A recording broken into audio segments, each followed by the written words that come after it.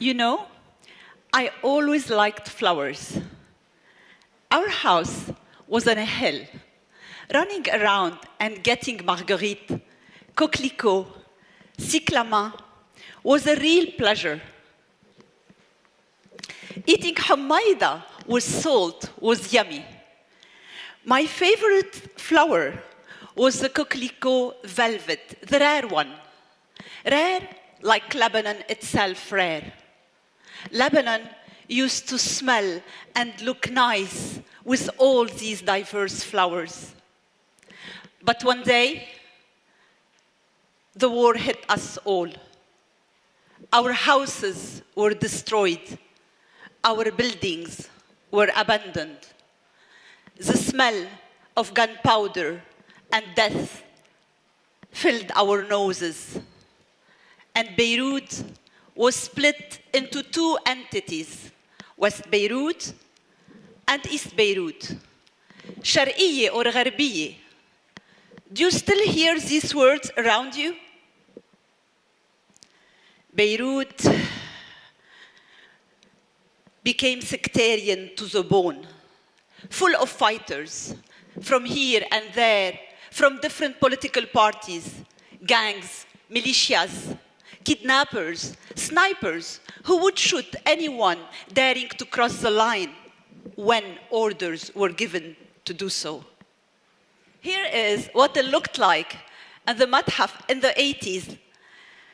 A normal busy day. But that one time, when Vicky and her cousin crossed that same road, it wasn't that busy. They were scared to continue and scared to go back. They didn't want to attract attention and add to their crime of crossing the crime of looking around. They were in the unknown area.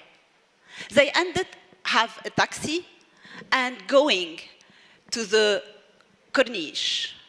They met their friends and their new friends. We laughed, we walked, we talked, we took pictures. It was a lovely afternoon. All this was interrupted by the bombing in West Beirut. We all rushed and ran and found ourselves squeezed 3 generations next to the elevator. My ears were full of explosion sounds with my own prayers, Ya Adra, Ya Adra, Ya Allah, echoed by a prayer I have never heard before, Bismillah ar-Rahman ar-Rahim. The explosion got louder and closer. Someone said, it is hitting on the Jema. That was AUB. I literally implored God, please, please, God, if you want me to die, I'm fine with that. But not today, and definitely not here. That awkward moment of fearing the same death, us and them, East and West, imploring the same God, fearing the same death, stayed in my memory forever.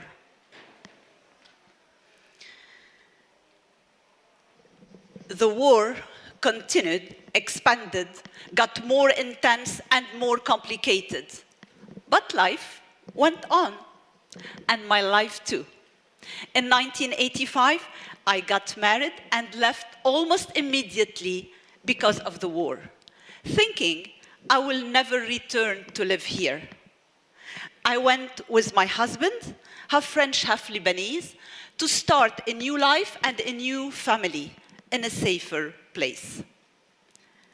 Our daughter was born, and I went back to my studies in Paris, and with my peers, we would walk in the esplanade of the human rights.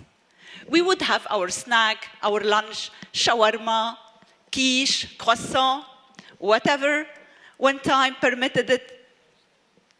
And Corinne, my best friend, used to protest with me for Lebanon. All that helped in our final study in sociology. Even though our research question wasn't related to education or whatsoever, we got the highest grade. The question was, are Lebanese restaurants in Paris reflecting the the sectarianism in Lebanon? Well, we found out that 52 restaurants existed at that time, late 80s. And guess what? Lebanese people, clients and employees were mingling joyfully, happily, all together in these tiny places, where in Lebanon, a harsh civil war was hitting on. So we wondered and questioned, were these Lebanese living a myth? The myth of being non-sectarian and being able to live with one another? It seemed like coming to these restaurants were beyond to come to eat. It was to connect and to be with each other and to awaken and live that myth for a moment. I lived myself with the same myth, 16 years abroad. Our kids were born in France, the three of them, but we also lived in different countries. My husband was a CEO in an American company, establishing the business in the countries we lived in. Our first expatriation was in Turkey, in Istanbul. Very quickly, I realized I have to relearn English in order to communicate properly, which I did starting level 1. You can see my guests, how they were nice and polite, making me feel understood despite my broken English. You can imagine how it was 25 years ago. Second expatriation was in Colombia, Bogota. You know, traveling so far to South America made me stretch my vision of the world beyond Lebanon, beyond Middle East, beyond Europe. But at the same time, as strange as that can be, I was more and more aware that human beings here, there, over there, were similar. Just similar. We are all human beings. Third expatriation was in the country of colors, India, where I learned many and different, varied things. Seeing people with just a blanket sometimes living in the streets of Bombay made me share more and become more appreciative and grateful. In India, we choose to have our kids in 3 different systems. Dylan in the German, Brian in the French, and Jessica in the American School of Bombay. At ASB, Mrs. Wen asked me to join the school to teach IB French. I was very interested, but it wasn't meant to be at that time. For economic reasons, my husband lost his job, and it was ended his mission before its term. And we had to come back to France as usual, but we didn't. And at my farewell party, I want to share this with you, I was surrounded by Indians and Francophones, but also from different parts of the world. As you can see, German, Vietnam, Chile, States, Sudan. Any gathering in India would look like this one. India's learning experience, that multicultural experience, gave me a great lesson in humanities. And we came back to Lebanon. And guess what? I came back to the Corniche, to the same street where I didn't want to die. But this time, looking for a job. 2 days later, I was teaching. Soon later, I did my IB workshop, and I became French IB teacher. My first years in ACS, I had a lot to observe, understand, learn, adjust to culturally, emotionally, intellectually. The system was so different to me. It is still sometimes. Teaching different kids from different parts of the world, a language they are not immersed in, can only be challenging. In ACS, I had the chance to grow and open my wings, presenting my experience in 5 different workshops and 1 in Nisa in Thailand. ACS, year after year, has become more than a place I work in and I teach.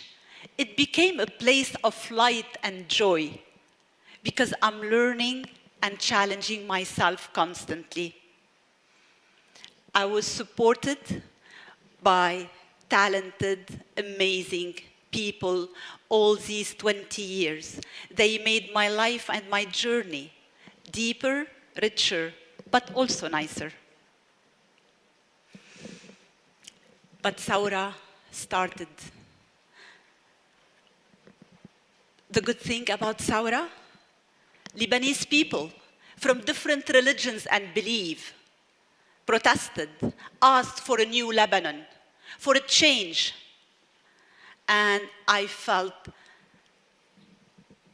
amazed, and it was a powerful, I can't describe you the feeling, being with my friends, with my colleagues from different religions, in the streets of Beirut, asking for that change meant a lot to me.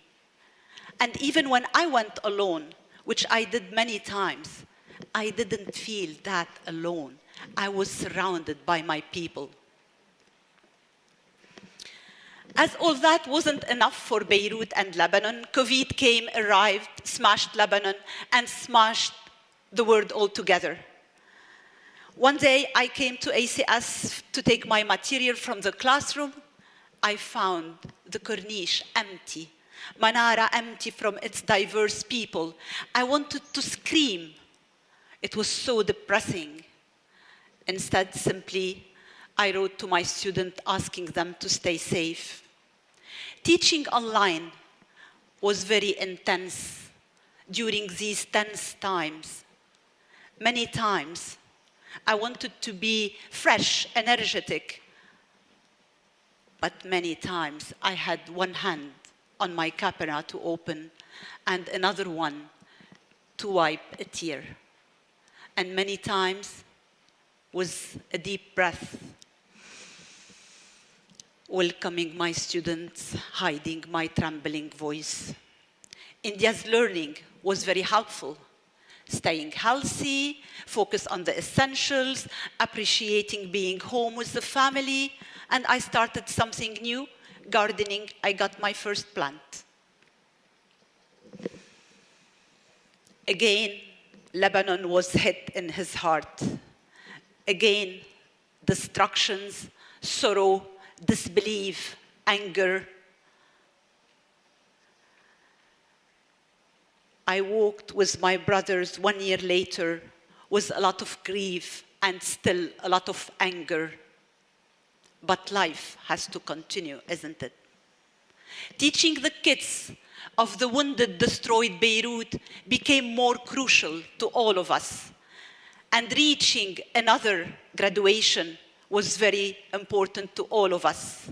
We made it, despite the odds, gracefully, beautifully. It's not a myth. On a personal level, last summer, I took my 3 kids, one after the other, to the airport. Taking them, they left each to a different continent.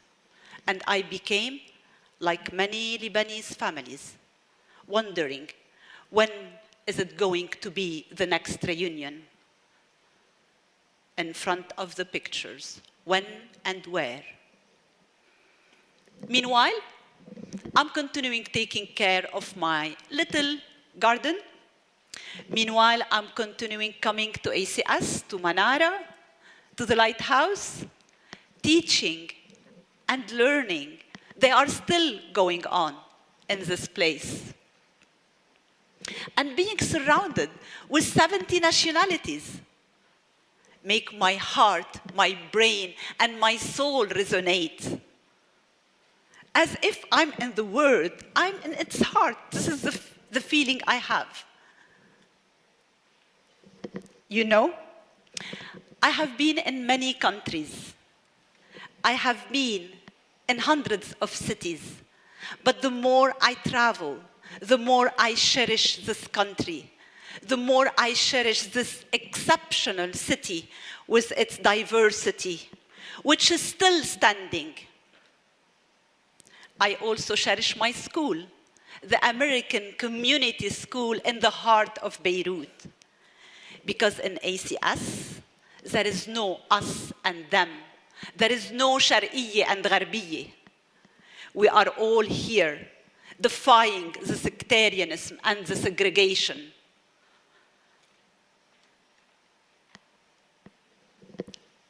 I am staying. I have decided.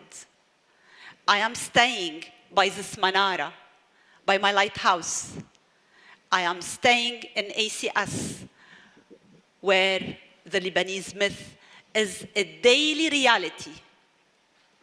I am staying because I truly believe only through education we can create real change. Thank you.